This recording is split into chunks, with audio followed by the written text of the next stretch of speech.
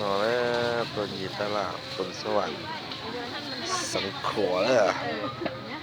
เจ้าเนี่ยมันชัวเช่มอนะจีในส่วนปุกคำนั้น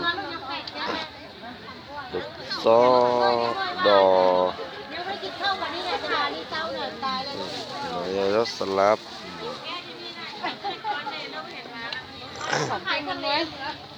นี่น่าเขาก็เป็นแม่น้ำเขาน่ะ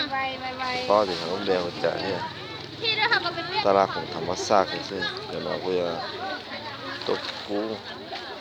ธรรมศาสตร์แต่ว่าไม่แม่แต่นอต่อป้อหน่อยอ่ะส่วนละมือมองไปก็เป็นหน่อยอ่ะเดี๋ยวมัวละเปียกเขาเลยหมดของเลยของนอกของเขาของอากาศอย่างเงี้ยเป็นนอกคือ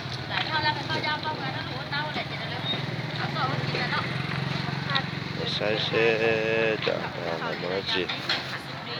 เจ็บหัวอะไรอย่างเงี้ยครับผมคือก็เดี๋ยวนะถ้ามันยีเช่ผมไม่ตรงก็ลงก็จัดหน้าปอด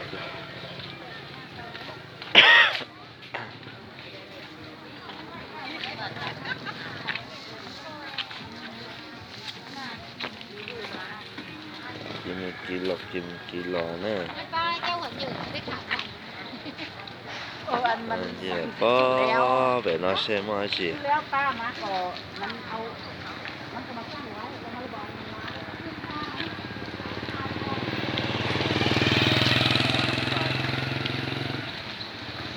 เดินออกไปนะ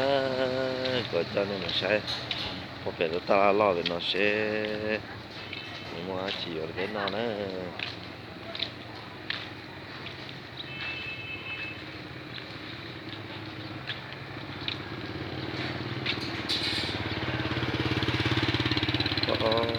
เป็นน้อยตอนเด็กจะให้น้องหอนั่นแหละโอ้เป็นน้องเจลิ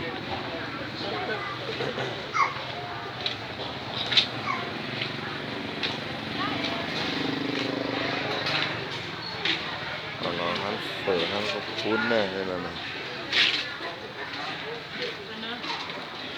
แต่ไม่มีพ่อตลาดยาวนะสิ